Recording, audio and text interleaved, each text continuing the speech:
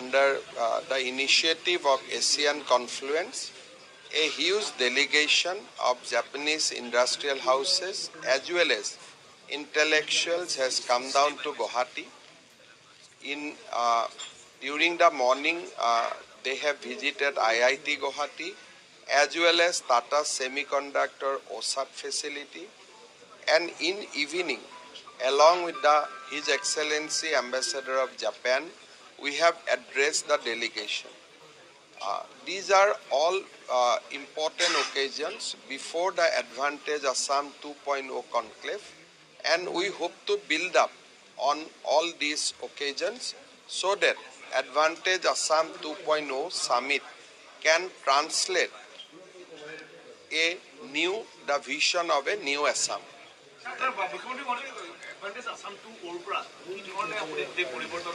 সব এখন মিটিঙৰ পৰা পৰিৱৰ্তন নহয়, পৰিৱৰ্তন হয় এটা এনভাইৰনমেণ্টৰ পৰা। চ' এডভান্টেজ আছাম 2.0ৰ জৰিয়তে আমি এখন শান্তিপ্ৰিয় আন্দোলন বিবৰ্জিত আৰু অসমক বিনিয়োগৰ বাবে উপযোগী প্ৰদেশ হিচাপে দেখুৱাব খুজিছোঁ। যেতিয়া মানুহে আহিব, মানুহে চাব, তেতিয়াই এটা পৰিৱেশ ৰচনা হ'ব। মিটিং এখনে বিনিয়োগ নানে, মিটিংখনে বিনিয়োগৰ বাট প্ৰশস্ত কৰে।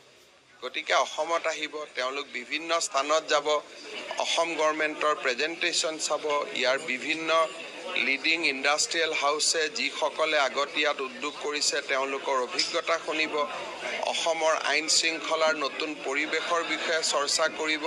চ' এডভান্টেজ আছামৰ জৰিয়তে আমি এটা ভৱিষ্যতৰ অসমৰ অৰ্থনৈতিক উন্নয়নৰ পৰিৱেশ এটা ৰচনা কৰিব খুজিছোঁ। এনেকুৱা নহয় যে আপোনালোকে তেওঁলোকক এখন মিটিঙত মাতি দিলে, মিটিংখনৰ পৰা কি হ'ব। মিটিঙে নতুন অসমখন তেওঁলোকক দেখুৱাব। জনসাধাৰণক আহ্বান জনাব এইটোৱে যে আন্দোলন বিবৰ্জিত, পৰিৱেশ এটা ৰক্ষা কৰক, অসম ভাল হৈ গৈ থাকিব।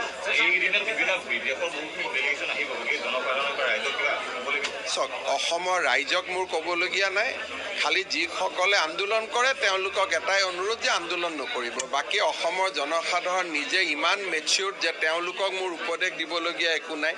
বিদেশৰ পৰা মানুহ আহিলে, ভাৰতৰ প্ৰধানমন্ত্ৰী আহিলে কেনেকৈ আদৰণি জনাব লাগে, অসম এখন অতিথিপৰায়ণ ষ্টেট, এইটো অসমৰ DNA-তে আছে। গতিকে অসমৰ ৰাইজক কিবা পৰামৰ্শ দিয়াৰ দুঃসাহস মই নকৰোঁ। খালি যিসকলে মাজতে অলপ চলপ আন্দোলন কৰি অসমৰ পৰিৱেশটো বিনষ্ট কৰে, মুখ্যমন্ত্ৰী হোৱাৰ প্ৰথম দিনাৰ পৰা এইটো কৈ আছোঁ যে আন্দোলন বিবৰ্জিত অসম এখনে ভাৰতৰ ভিতৰতে এখন ডাঙৰ অৰ্থনৈতিক প্ৰদেশ হিচাপে অসমক লৈ যাব পাৰে।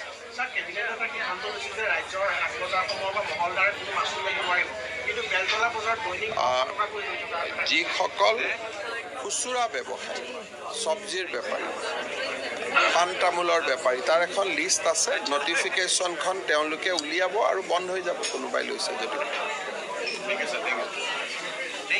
জাপানৰ উদ্যোগীসকলৰ মাজত যি উৎসাহ উদ্দীপনা দেখা গৈছে, সিয়ে অনাগত দিনসমূহত অসমক ঔদ্যোগিকৰণৰ দিশত ক্ষীপ্ৰ গতিত আগুৱাই লৈ যাব। এতিয়ালৈকে কিমান আহিব বা কোন আহিব গোটেইখিনি আমি 24 তাৰিখে গধূলি গম পাম, যেতিয়া ৰেজিষ্ট্ৰেশ্যনবিলাক কমপ্লিট হৈ যাব।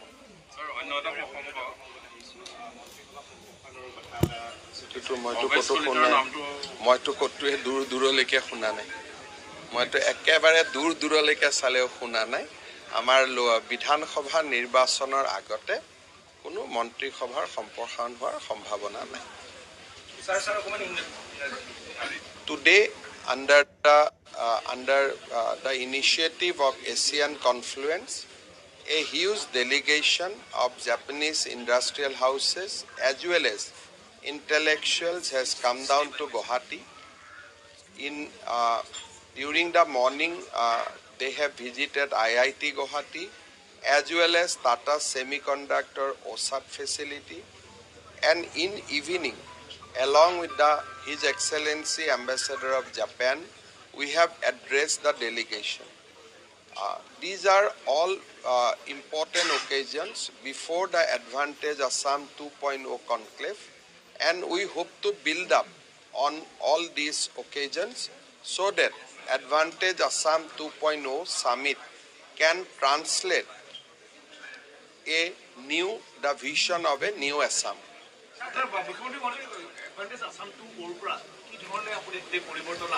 চব এখন মিটিঙৰ পৰা পৰিৱৰ্তন নহয়, পৰিৱৰ্তন হয় এটা এনভাইৰনমেণ্টৰ পৰা।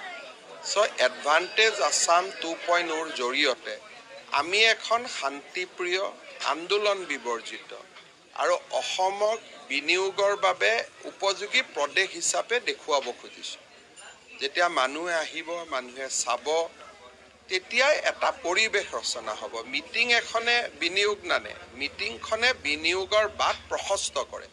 গতিকে অসমত আহিব, তেওঁলোক বিভিন্ন স্থানত যাব, অসম গভৰ্ণমেণ্টৰ প্ৰেজেণ্টেশ্যন চাব, ইয়াৰ বিভিন্ন লিডিং ইণ্ডাষ্ট্ৰিয়েল হাউচে যিসকলে আগতীয়াত উদ্যোগ কৰিছে তেওঁলোকৰ অভিজ্ঞতা শুনিব, অসমৰ আইন শৃংখলাৰ নতুন পৰিৱেশৰ বিষয়ে চৰ্চা কৰিব।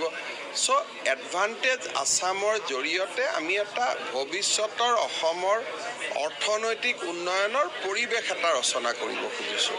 এনেকুৱা নহয় যে আপোনালোকে তেওঁলোকক এখন মিটিঙত মাতি দিলে আৰু মিটিংখনৰ পৰা কি হ'ব। মিটিঙে নতুন অসমখন তেওঁলোকক দেখুৱাব। জনসাধাৰণক আহ্বান জনাব এইটোৱে যে আন্দোলন বিবৰ্জিত, পৰিৱেশ এটা ৰক্ষা কৰক, অসম ভাল হৈ গৈ থাকিব।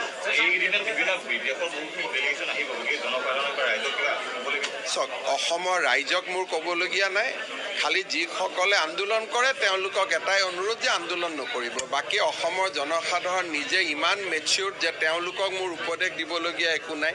বিদেশৰ পৰা মানুহ আহিলে, ভাৰতৰ প্ৰধানমন্ত্ৰী আহিলে কেনেকৈ আদৰণি জনাব লাগে, অসম এখন অতিথিপৰায়ণ ষ্টেট, এইটো অসমৰ DNA-তে আছে।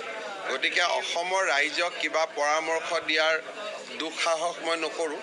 খালি যিসকলে মাজতে অলপ চলপ আন্দোলন কৰি অসমৰ পৰিৱেশটো বিনষ্ট কৰে, মুখ্যমন্ত্ৰী হোৱাৰ প্ৰথম দিনাৰ পৰা এইটো কৈ আছোঁ যে আন্দোলন বিবৰ্জিত অসম এখনে ভাৰতৰ ভিতৰতে এখন ডাঙৰ অৰ্থনৈতিক প্ৰদেশ হিচাপে অসমক লৈ যাব পাৰে।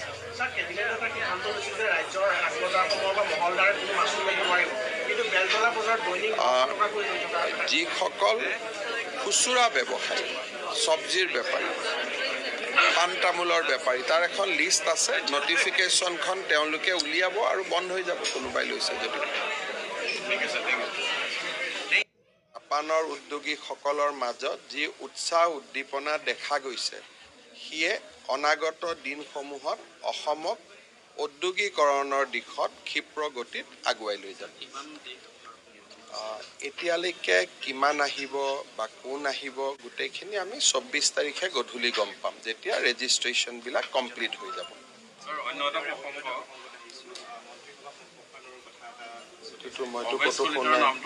মইতো ক'তোৱে দূৰ দূৰলৈকে শুনা নাই, মইতো একেবাৰে দূৰ দূৰলৈকে চালেও শুনা নাই।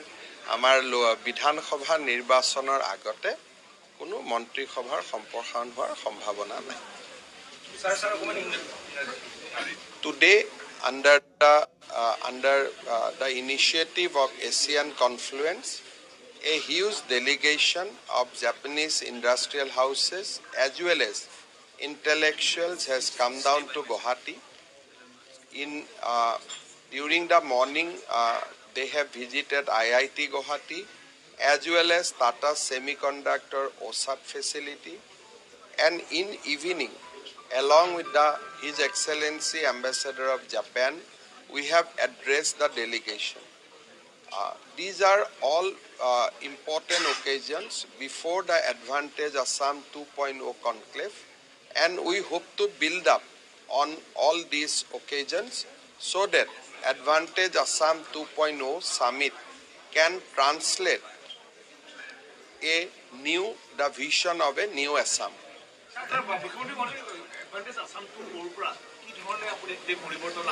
চব এখন মিটিঙৰ পৰা পৰিৱৰ্তন নহয়, পৰিৱৰ্তন হয় এটা এনভাইৰনমেণ্টৰ পৰা।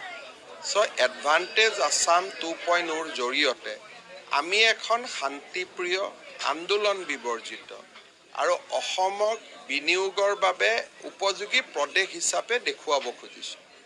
যেতিয়া মানুহে আহিব, মানুহে চাব, তেতিয়াই এটা পৰিৱেশ ৰচনা হ'ব। মিটিং এখনে বিনিয়োগ নানে, মিটিংখনে বিনিয়োগৰ বাট প্ৰশস্ত কৰে।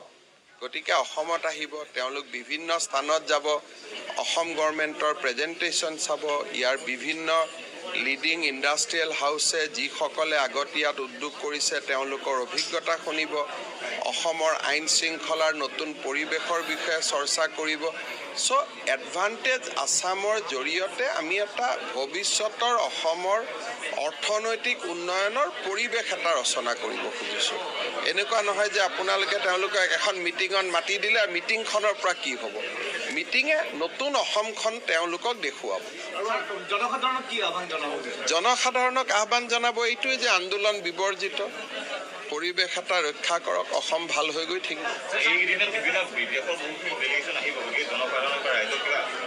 চাওক, অসমৰ ৰাইজক মোৰ ক'বলগীয়া নাই, খালি যিসকলে আন্দোলন কৰে তেওঁলোকক এটাই অনুৰোধ যে আন্দোলন নকৰিব। বাকী অসমৰ জনসাধাৰণ নিজে ইমান মেচিউৰ্ড যে তেওঁলোকক মোৰ উপদেশ দিবলগীয়া একো নাই।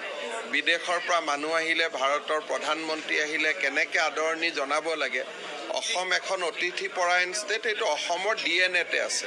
গতিকে অসমৰ ৰাইজক কিবা পৰামৰ্শ দিয়াৰ দুঃসাহস মই নকৰোঁ।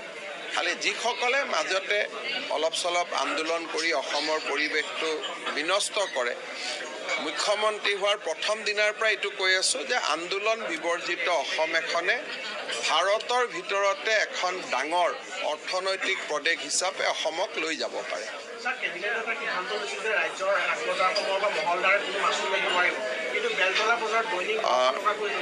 যিসকল খুচুৰা ব্যৱসায়ী, চব্জিৰ বেপাৰী, পাণ তামোলৰ বেপাৰী, তাৰ এখন লিষ্ট আছে, নটিফিকেশ্যন